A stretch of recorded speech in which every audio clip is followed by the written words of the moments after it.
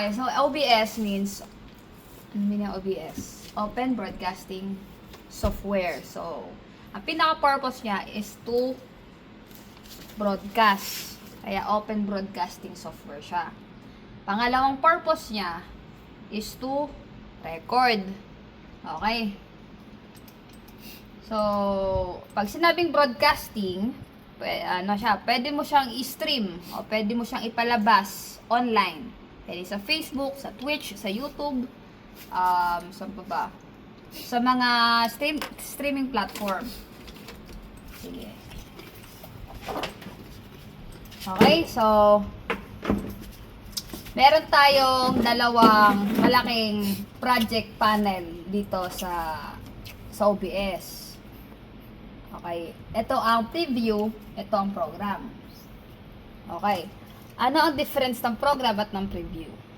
Sa program, dito mo makikita kung anong makikita ng iyong ng manonood. Okay, nasa na yun. Ito. Ito siya. So, ito yung nakikita ng manonood. Ito yun. Program. Nakikita nila sa YouTube, sa Facebook, kung siya i-stream mo kaya dito sa atin. Pag nag-extend tayo, ito yung makikita nila. Hindi nila makikita to. Kahit mag-edit ka dito, ipakita mo to, hindi nila makikita. Unless, i-fade natin. Okay. So, ngayon naman, anong purpose naman natin, Lenny, ng preview? Ang purpose ng preview is para ma-set natin kung anong sunod sa program flow natin. Okay? So, ang pinaka-ituturo ko ngayon, yung pinaka-basic, para pag-overview kayo anong nangyayari. Para siya isi-set up. Kunyari, wala to, zero to, nabura lahat. Alam nyo kung paano siya isi-set up. Ano yung function ng bawat features. Okay?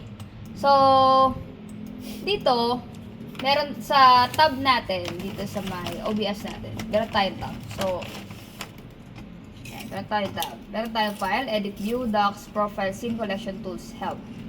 Okay. Ang file, dito nyo makikita yung settings natin. Yan.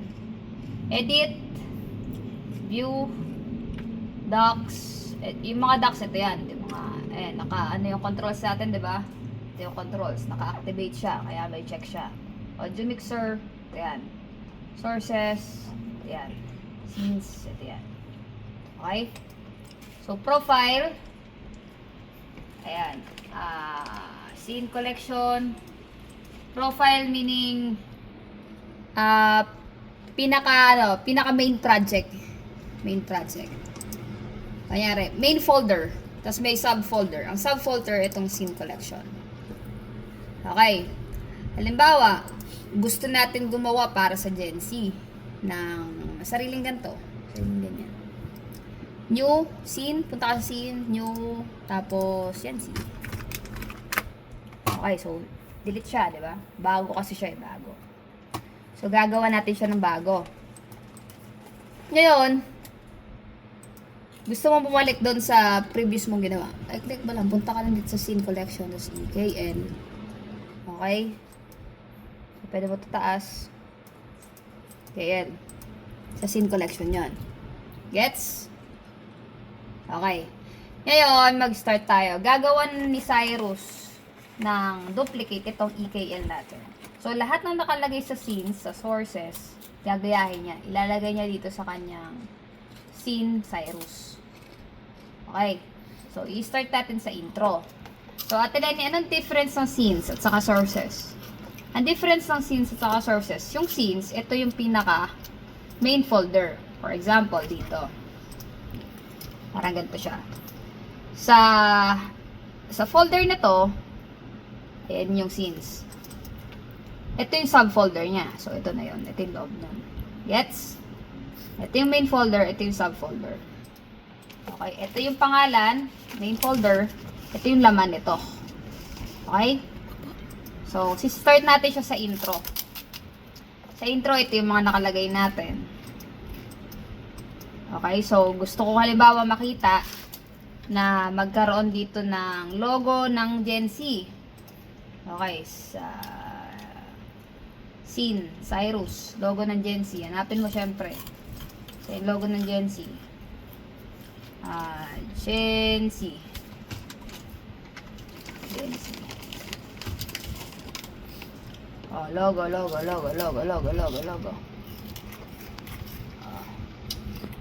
na yung logo ng Gen Z? Halimbawa ito. Halimbawa ito. Halimbawa ito yung logo ng Gen Z. Drag mo siya dito. Ayan, lalabas na siya. Okay. Ito lang siya. Fit mo siya.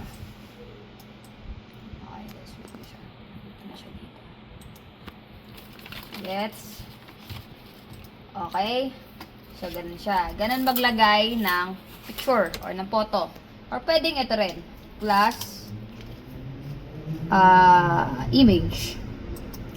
Tapos, sabihin natin, Gen Z logo. Pangalan niya lang. Browse kasi kung saan nakalagay. Hanapin mo. Tapos open mo lang yan. Gets? So, ganun siya. Ngayon naman, Ate Lenny, paano naman po maglagay ng timer? Kasi importante sa atin yung timer. Add ka lang ng text.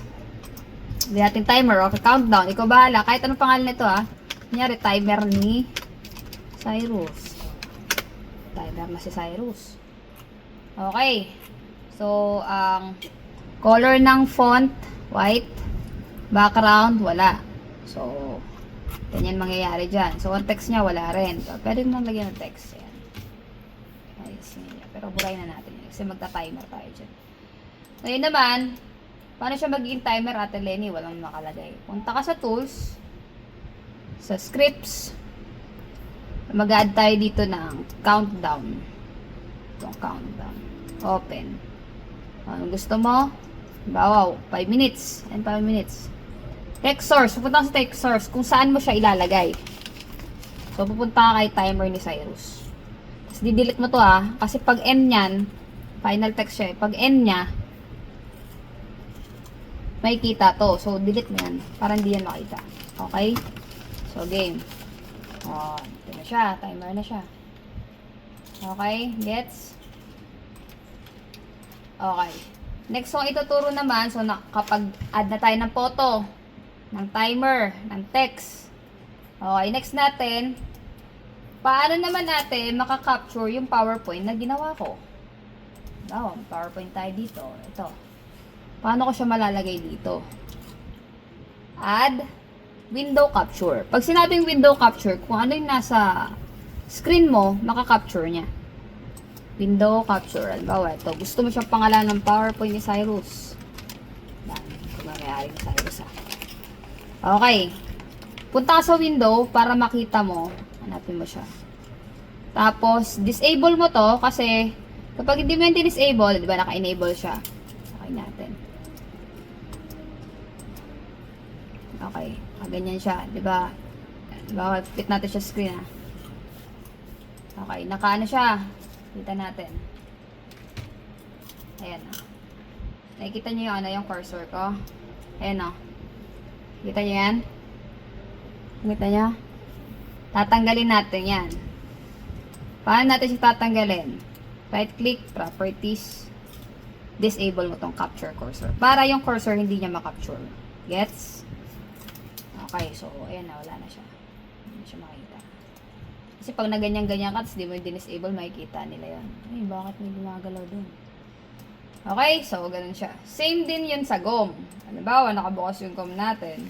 Ito, nakabukas siya. Gusto mo siyang makita. Anong gagawin? Anong gagawin, Sai?